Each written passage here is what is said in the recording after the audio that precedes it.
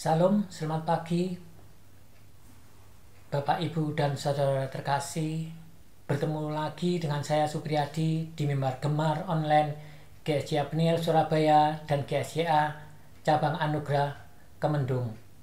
Pada hari ini Kamis tanggal 21 November 2024, saya terberkati oleh firman Tuhan yang ada di Lukas 19 ayat 1 sampai yang ke-10. Mari kita baca bersama-sama.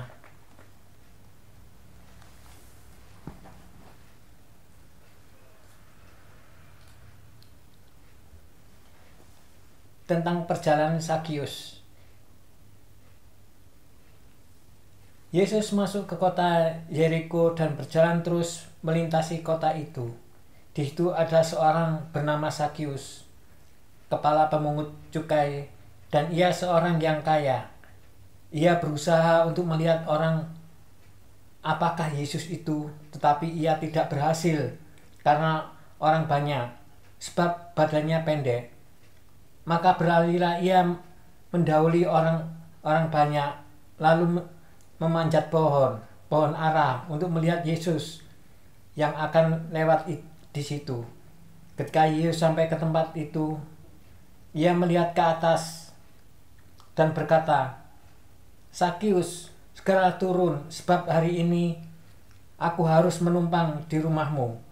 Lalu Zakius segera turun dan menerima Yesus dengan sukacita. Tetapi seorang yang melihat hal itu bersungut-sungut, katanya, "Ia menumpang di rumah orang berdosa." Ayat yang ke-8. Tetapi Zakius berdiri dan berkata kepada Tuhan, "Tuhan, setengah dari milikku akan kuberikan kepada orang miskin, dan sekiranya ada sesuatu yang kuperas dari seseorang, akan kukembalikan 4 kali lipat." Kata Yesus kepadanya, "Hari ini telah terjadi keselamatan kepada rumah ini, karena orang ini pun anak Abraham.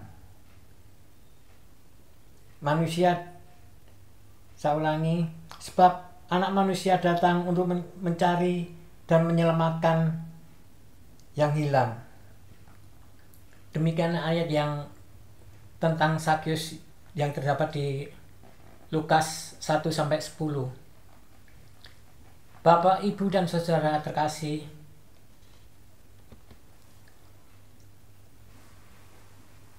semula Zakius, si kepala pemungut cukai, menetapkan menjadi kaya. Sebagai tujuan hidupnya, ia ingin menimbun harta sebanyak mungkin. Tidak heran, teramat kikir sifatnya. Ia pula suka memeras orang lain. Hari itu didapati tujuan hidupnya berubah. Serupa pria tadi, Zakius bukan ingin menjadi kaya. Perubahan ini merupakan perubahan yang sangat dahsyat, tetapi menjadi berkat di dalam kehidupan kita. Didapat sifat kikir dan keinginan untuk memeras telah lenyap. Ia berdiri dan mendeklarasikan 2 pernyataan mengagumkan. Pertama, ia akan memberikan setengah miliknya kepada orang miskin. Kedua, sekiranya ia memeras sesuatu dari seseorang, ia bersedia mengembalikannya 4 kali lipat.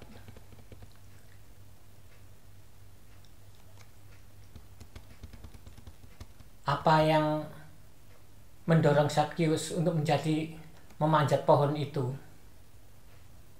Di mata orang Yahudi, para pemungut cukai dianggaplah sebagai pengkhianat karena membebankan cukai yang tinggi dari bangsanya sendiri demi kepentingan kekaisaran Romawi.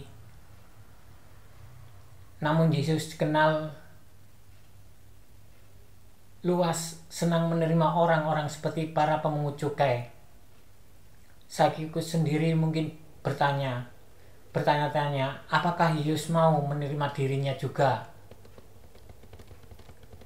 Akan tetapi karena perawakannya yang pendek, ia tidak berhasil melihat Yesus di antara kerumunan orang banyak. Mungkin tujuannya memanjat pohon itu memang untuk mencari Tuhan. Sesungguhnya Yesus pun sedang mencari Sakius.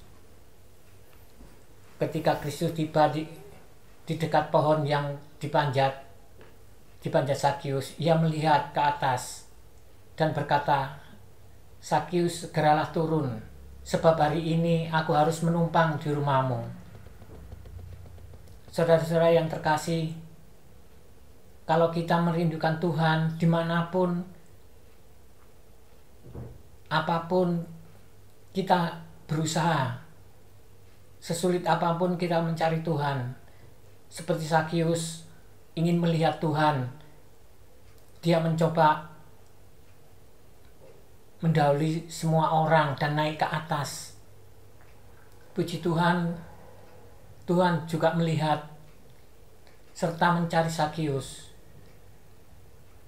Suatu berkat bagi Sakius ya, sungguh luar biasa.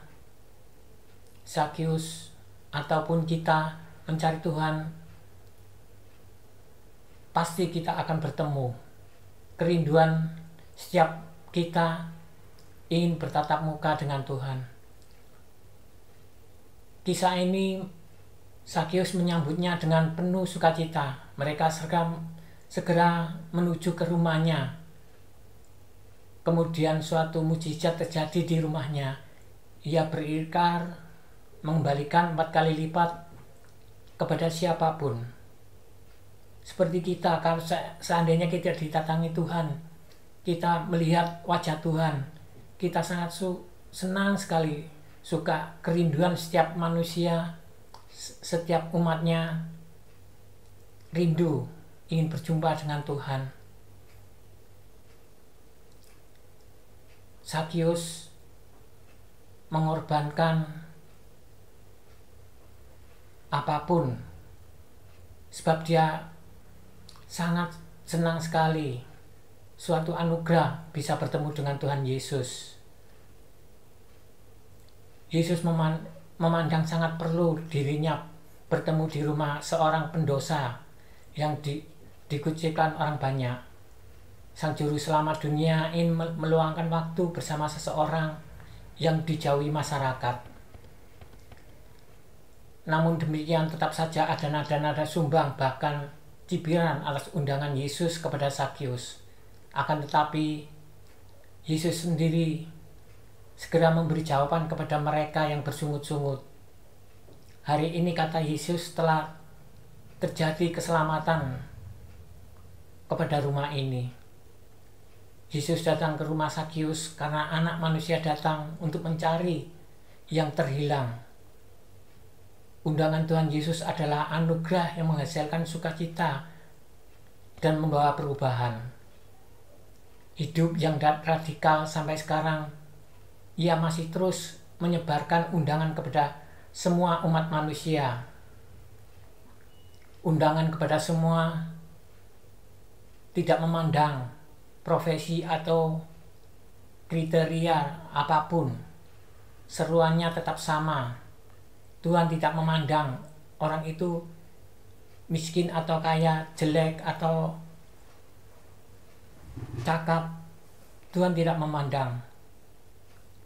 Seruannya tetap sama, aku harus hadir di hatimu, di hati kita. Sakius pernah menjadi orang yang kesepian ketika sedang berjalan-jalan di tengah kota. Ia bisa merasakan tatapan benci orang-orang yang tertuju kepadanya. Memang kita kadang-kadang merasa jauh dari Tuhan, tapi kita tetap mencari Tuhan dimanapun, apapun, kita harus mencari Tuhan. Ya, kisah Sakius ini menggambarkan orang-orang yang berdosa, tetapi Tuhan Maha Pengampun. Percaya apapun di dalam kehidupan kita, Tuhan pasti mengampuni setiap dosa-dosa kita. Mungkin itu aja yang bisa sampaikan.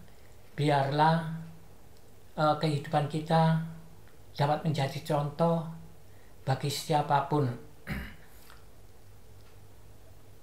Perjalanan Sakyus bisa membawa kehidupan kita. Ya, itu kisah Sakyus. Puji Tuhan, itu yang bisa sampaikan di Mimbar Gemar pada hari ini. Biarlah dapat menjadi berkat. Sebelum saya akhiri, mari kita berdoa. Kembali kami syukur kepada-Mu ya Tuhan. Terima kasih Tuhan, kami selalu diingatkan tentang kehidupan seperti Sakyus ya Tuhan. Kami percaya dosa-dosa apapun ya Tuhan, Engkau selalu mengampuni kami ya Tuhan. Terima kasih Yesus, terima kasih atas pembacaan firman Gemar pada hari ini ya Tuhan. Ajarkan kami selalu takut akan Engkau ya Yesus. Terima kasih Tuhan, ampuni segala dosa dan pelanggaran kami, agar kami layak hidup di hadapan-Mu. Hanya dalam nama Tuhan Yesus Kristus, haleluya, amin. Terus bergemar, Tuhan Yesus memberkati.